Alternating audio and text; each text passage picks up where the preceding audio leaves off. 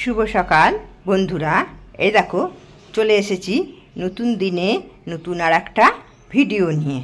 দেখো আজকে আমার গাছে কত ফুল ফুটেছে দেখেছো। কেনা মানুষের ফুল কেনে ঠিকই, কিন্তু এই যে গাছ লাগিয়ে এত সুন্দর ফুল, দেখো অনেকগুলো ফুটেছে। বিস্কুট কালারের জবা, দেখো কলকেগুলো জল পেয়ে দেখো কী সুন্দর বৃষ্টি জলটা পেয়েছে। বড় বড় দুটো পঞ্চমুখী জবায় দেখো, পঞ্চমুখী জবা অনেক দিন শখ ছিল। লাল জবা, সাদা জবা, নীলকণ্ঠ, থোক নীলকণ্ঠ, মানে যা যা ফুলের শখ ছিল সমস্ত ফুলই ফুটে গেছে একটা মাত্র। এই যে যা হলুদ কলকেটা আছে না, দাঁড়াও সামনে, দাঁড়াও সামনে। এই যে বন্ধুরা আমরা চলে এসেছি সৎসঙ্গ করতে। আমরা আজকে গোপাল সিরের বাড়িতে, আমরা আমাদের পাড়াতেই সৎসঙ্গ করতে চলে এসেছি সকালবেলা।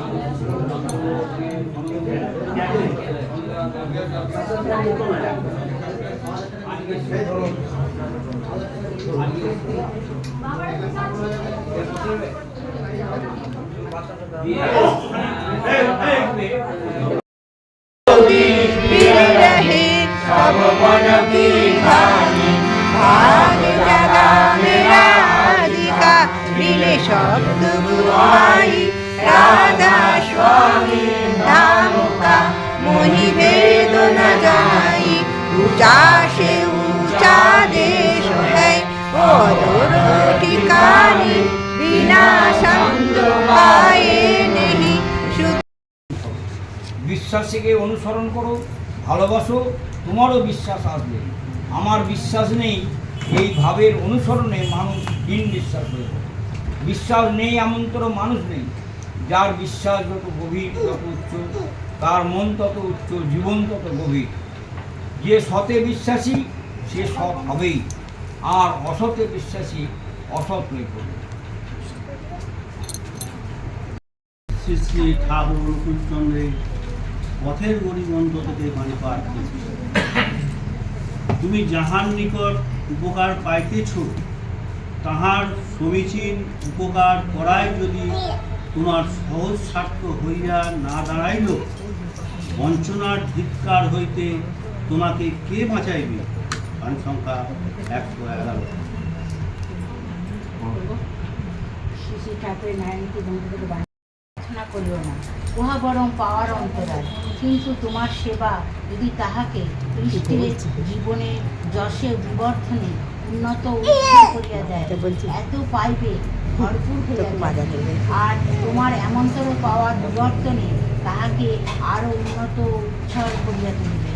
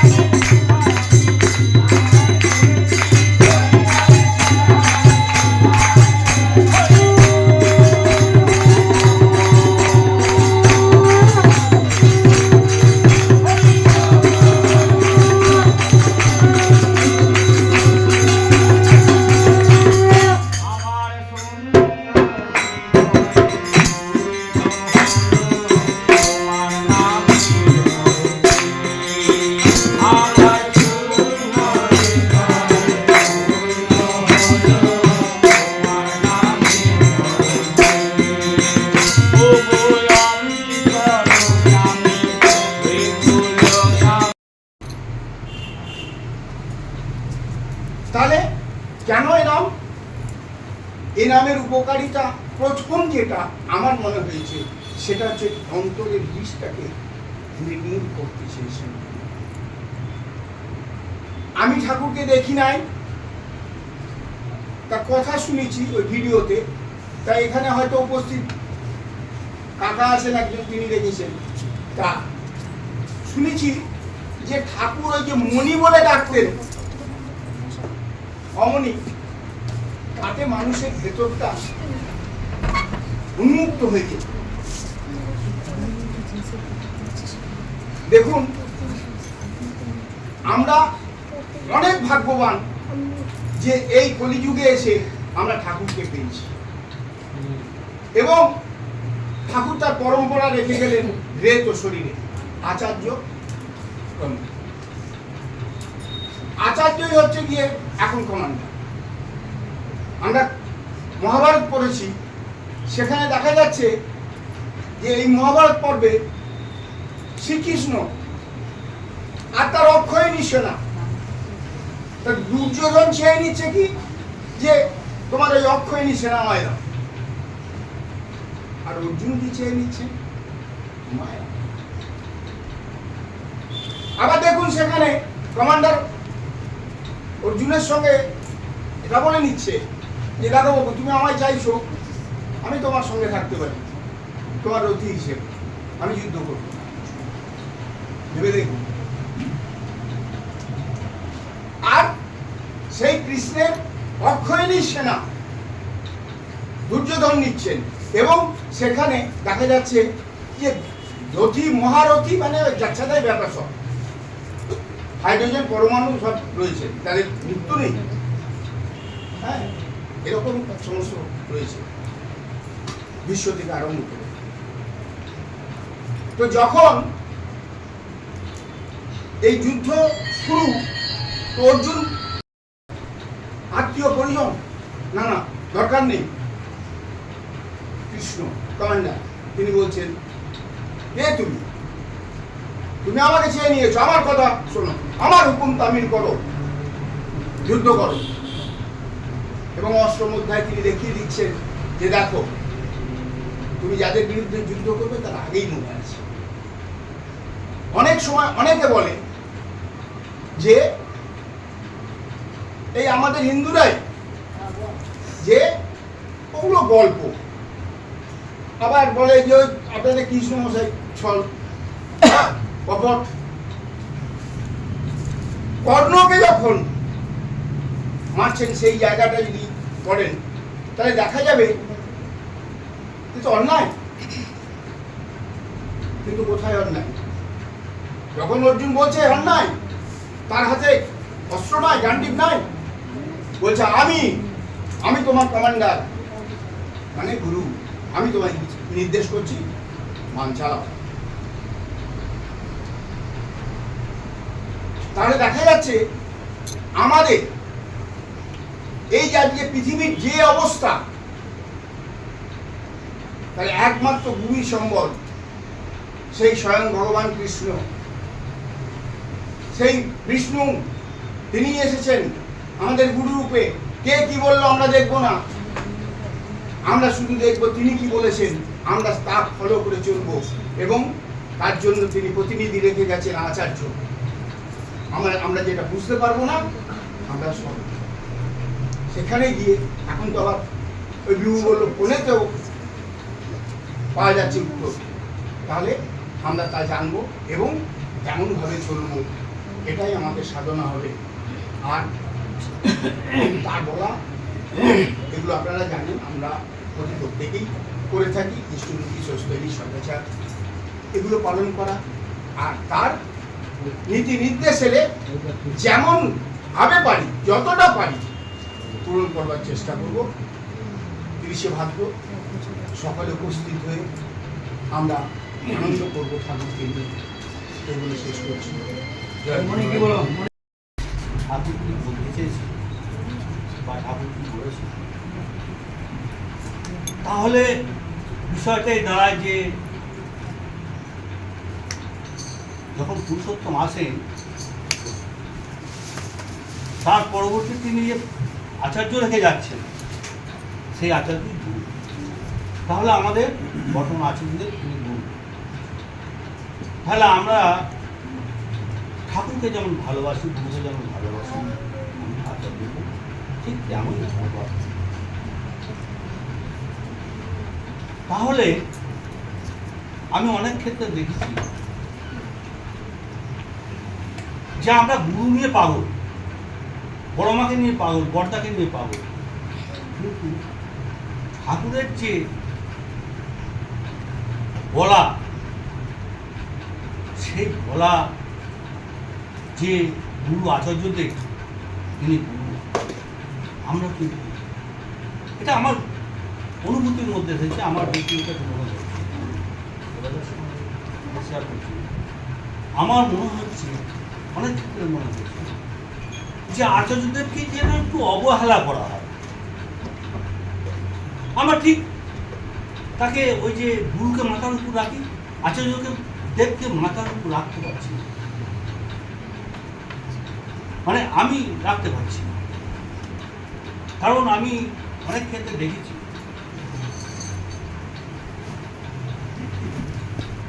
তার আসনটা যেমন হওয়া উচিত, তাকে যে জায়গায় শ্রী শ্রী ঠাকুর বসিয়েছেন, আমি কি সেই জায়গায় তাকে রাখতে পেরেছি? আমি কি তাকে সেই জায়গায় বসাতে পেরেছি? তা যদি হয় তাহলে তো কোনো সমস্যাই থাকে না। আমার মাঝে মাঝে কষ্ট হয়, জানেন, আমি দেখি ঠাকুরের আসনটা খুব সুন্দর করে করেছে, বড়মার শ্রী শ্রী বড়মার আসনটা সুন্দর করে করেছে, শ্রী শ্রী বড় আসনটা সুন্দর করে করেছে, কিন্তু আচার্যদেবের আসনটা সেখানে ফুলও নেই, ওই নামমাত্র একটু আর তার আসনটাও সুন্দর যে করা দরকার। ঠাকুর তো বলেছেন তিনি গুরু, তাহলে আমার মনের মধ্যে সেটা থাকা উচিত, আমার হৃদয়ে সেটা কিন্তু থাকবে। সেই গুরুকে আমি কেমন করে প্রতিষ্ঠা করলাম, কেমন করে রাখলাম, কেমন জায়গা থেকে বসালাম, সৎসঙ্গে মানুষকে ভাবের মধ্যে আনার জন্যে বা দেখানোর জন্যে আমি সেই গুরুকে, ওই আচার্যদের গুরুকে কোথায় আমি বসালাম, কেমন করে বসালাম, তার আসনটা কেমন করে সুন্দর করলাম। আমি কারণ আমি আমার অনুভূতির কথা, আমার নিজের ব্যক্তিগত মতের কথা আমি বলছি। আমি কারোর দোষ ধরছি না এবং কাউকে উপদেশও দিচ্ছি না, এটা ভাবতে হবে। এবং আমার গুরু যদি সশরীর থাকতেন, তাকে যদি আমি দেখতাম, তার আচার আচরণ কথাবার্তা যদি আমি জানতাম, তাহলে একটা আলাদা বিষয়। আমি সেটা প্রথম শুনেছি আমার দেবতার মুখে। তিনি বলতেন, বাবা আমি দেওঘর গিয়ে আমি চেষ্টা করতাম আমার গুরু চরণতলের কাছে কি করে আমি বসার জায়গা পাবো। তার চরণতলে বসে আমি অনেক দয়া পেয়েছি, অনেক কিছু তিনি আমার বলেছেন যে মনি এটা করবি, মনি ওটা করবি, আমার আশার কথা বলবি, আমার কথা বলবি। যাই হোক, তা আচার্যদেব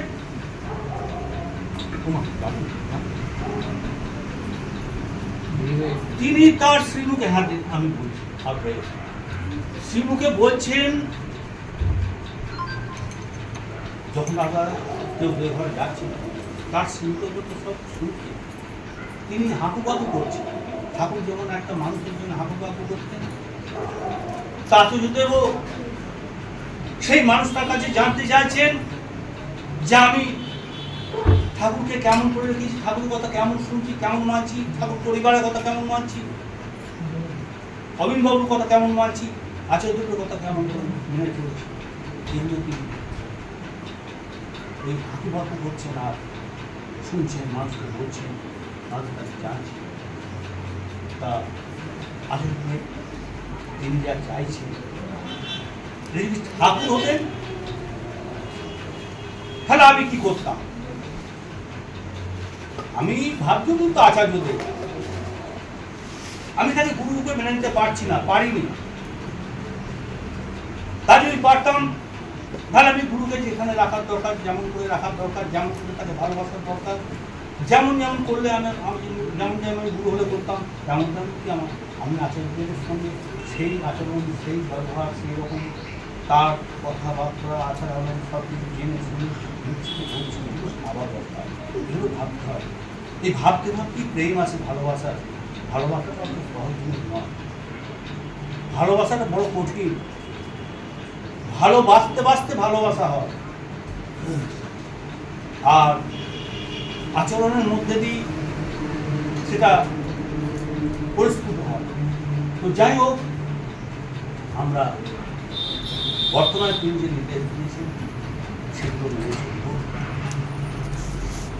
আমরা কি করে আচার্যদেরকে খুশি করা যায়, গুরুকে খুশি করা যায়, এইভাবে চলবো, করবো।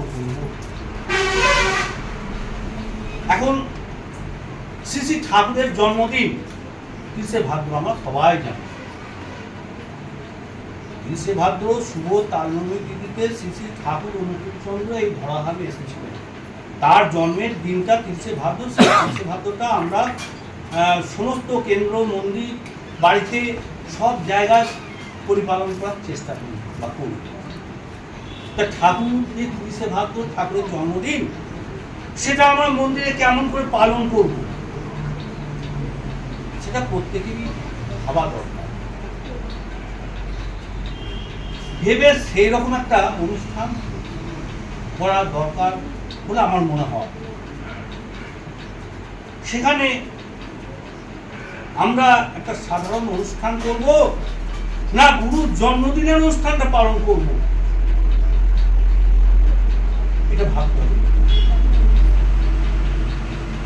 আমাদের গুরু ভাইদের ভাবতে হবে, সেইভাবে অন্তত ভেবে একটা ঠিক করে নিয়ে, কেউ একা একা তো ঠিক করতে পারে না, প্রত্যেকের অনেক অসুবিধা আছে। যাই হোক, ঠিক করে নিয়ে অনুষ্ঠানটা করা দরকার, এটা আমার মনে হয়েছে। আমি কদিন একটু চেষ্টা করছি, আমার কানে বিভিন্ন কথাবার্তা আসছে, বিভিন্ন কথা শুনছি। আমি শুধু এটা মানুষকে বোঝাতে চাইছি বা বলতে চাইছি যে আমি কার জন্মদিন পালন করছি, কি অনুষ্ঠান করছি, না গুরুর জন্মদিন। তাহলে গুরুর যদি জন্মদিন হয়, সেই জন্মদিনটা কেমন করে পালন করব? আমার মন হাঁকুকা করবে, কি করে সুন্দর করা যায়, কি করে মানুষকে আমন্ত্রণ জানানো যায়, কি করে গ্রামগঞ্জে প্রতিটা জায়গায় মানুষের কাছে গিয়ে একটু খবর দেওয়া। আমরা উৎসব হলে অনেক জায়গায় যাই, ঠাকুরের উৎসব হলে অনেক জায়গায় যায়, কিন্তু তার অনুষ্ঠানটা যে বিশেষভাবে মন্দিরে হচ্ছে, সে তো মানুষের কাছে প্রচার করতে হবে, যেতে হবে, বলতে হবে, এবং সেই অনুষ্ঠানটা কেমন হবে, সুন্দর হবে কি অসুন্দর হবে, আমি কি সাধারণ অনুষ্ঠানের মতো করব, আমি কি ওই একটু খিচুড়ি প্রসাদ করবো, সেই আলোচনাটা করুন না। হ্যাঁ সেই আলোচনাটা করুন না, গঠনমূলক আলোচনাই করুন। বলছি সেই আলোচনাটাই করুন, আপনি কি ভাবছেন, কেমন সুন্দর অনুষ্ঠান করতে চাইছেন সেটা আলোচনা করুন না। আমি কি করতে চাইছি, আপনি আপনি মানে আপনি কেমন ভাবছেন, কেমন সুন্দর করা যায়।